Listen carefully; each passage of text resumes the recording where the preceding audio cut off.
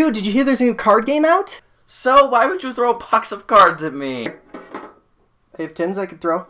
No! Let's just watch the goddamn anime. Woo! Woo!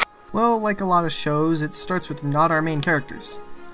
Unlike a lot of shows, it also starts with not characters of the show. Seriously, why? Isn't it obvious? They're playing a card game, and these are the monsters they played. Actually, Vanguard calls them units. Shut up. We do learn something important. That the people battling are Morikawa and Kai. After that is the weirdest fucking theme. Seriously, listen to this. Actually, yes. This line makes me feel like I'm in a bad used car dealer's commercial. It's not a lie is not a way to introduce your product. We move into narration about Cardfight being popular, given to us by our main character, of whom, because he always looks like a Shota about to get fucked, I'll be voicing him appropriately. I've never done anything like this before. I'm just asking, what would you do if you suddenly woke up in the Warring States period? And yes, I actually asked this in the show. Well, always run away? Well, you'd live, but wait, aren't you the main character? Where's the excitement? Look around. 3 people in this room have blue hair.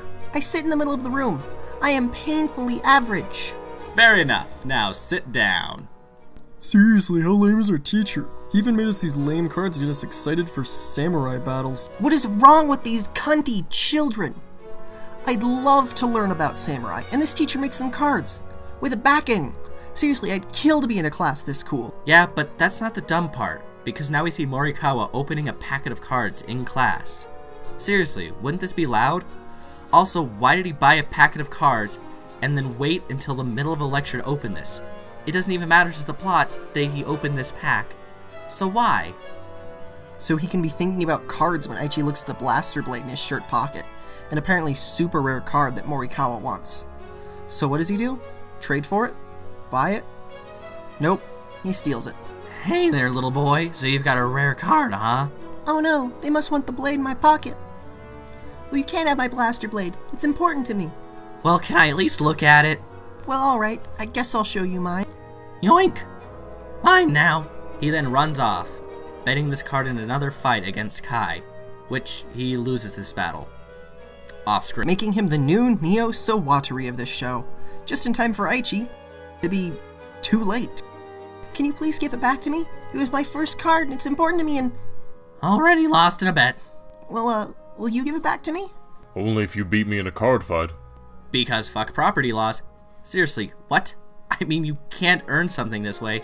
It wasn't even Morikawa's to bet in the first place. I should be! What the fuck is that? My Misaki voice? Why are you doing that? We know actual girls.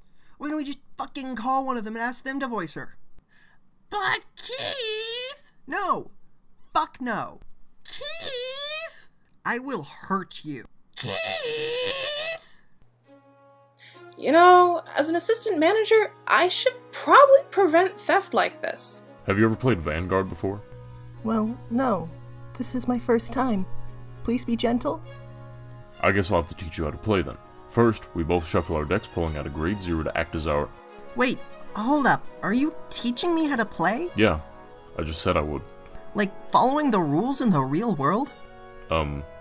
Yes. Holy shit, I mean, I just expected bullshit cards that don't function the same in real life. We're even having a stupid rule such as fusion monsters can't attack on the turn they're summoned. But no, we're 100% following the rules, aren't we? Also, yes. Actually, believe it or not, they do follow the rules here, as well as using their imaginations to turn to their starting unit. With this being true, Kai turns into a dragon, and well, Aichi turns into a little girl with a trumpet. Why does he do this? I actually have no idea. I mean, Kai, I get. Dragons are awesome. But a little girl with a trumpet? I mean, what? Maybe he's into that stuff? Though her outfit doesn't really reveal anything. I'm stopping you there, because the two of them go back and forth and are playing the game by the rules until a revelation is made. I'm so glad I finally got to fight you, Kai. Of course, Aichi Sendo. After all, you're the one who gave me my Blaster Blade card. This weird information is met with a flashback, where, and I kid you not, Tiny Kid Kai keeps the same voice as teenaged Angst Kai. As such, the voice will also be the same. Hey there, kid, you look like you regularly get the shit kicked out of you. I, well, kind of do. Why though? Why not be strong and confident like this guy? With his blade and magic, he defeats anyone in his way, leading to his team's victory, the Royal Paladins. So cheer up and be strong like him. It is because of this I decided not to kill myself. What? That's why Blaster Blade is my favorite card. It gave me the confidence to live. That seems like a bad idea. Why don't you try something like, therapy? That's why Blaster Blade is my favorite card. It gave me the confidence to live. You know, cognitive behavioral therapy, thought stopping. There's a lot of medication to help, though those usually also require therapy to be maximally effective. Dedicating my entire self to Cardfight Vangaurd. My entire being living just for it. Again, no. What happens if you dedicate your happiness to one thing while you already have a disorder like that? What about when it goes away? I mean, Vanguard could start making bad decisions before going bankrupt. If it's a person, they could leave you. Most things in life are fleeting. You must find multiple things in life to make you happy, especially if you know you have a mental illness like that. But that won't happen, and I know it won't. Oh, yeah. What if I told you that I only gave you that card so I could beat you in a way no one else could? Sure, they can ridicule you, they can beat you up, but with that card, I could give your hopes up for something and then destroy those hopes. What do you say to that? No, seriously, Kai honestly tries to convince Aichi that this is his motivation for giving him the card. I mean, take out the mental illness test we included. But he honestly tries this. I don't believe you. Why?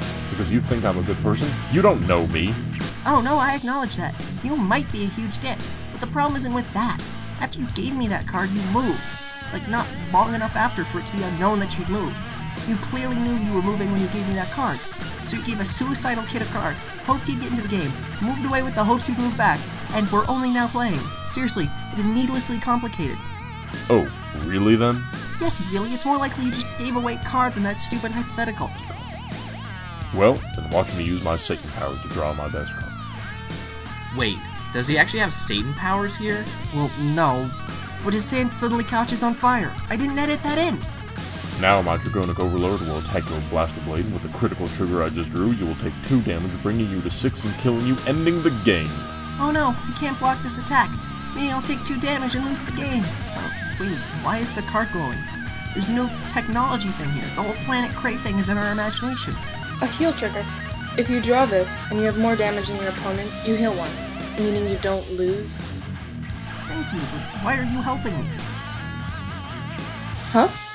Oh, that's just to prove I know how to play, so that when I join the main cast, it's not a surprise.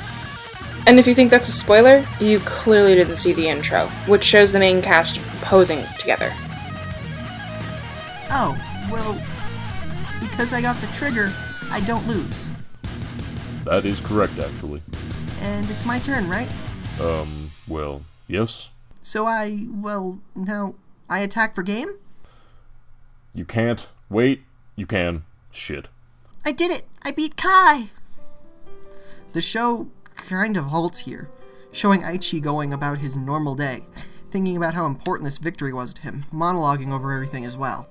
How great it was for his self-esteem to win, and the friendship he formed with Kai.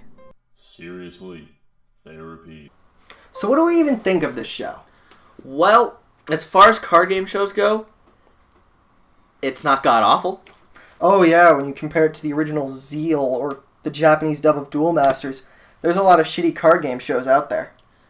And what's great is that the characters actually follow the real rules of the game throughout the entire series. And the card descriptions match the ones in the real world that they use. Yeah, every single thing. You watch how it works in the show, it works the same in real life. I can't tell you how many times, while I was a competitive Yu-Gi-Oh player, that someone would come into the shop thinking it worked the way it did in the show, and you'd have to correct them. So honestly, we recommend it. Well, we have ignored a few of the dumber things, mostly because they occur in later episodes, such as Psyqualia, or the fact that the rival's name is Kai and uses big dragons, like Kaiba. And so fucking dumb. And like this dragon, which is fucking dumb.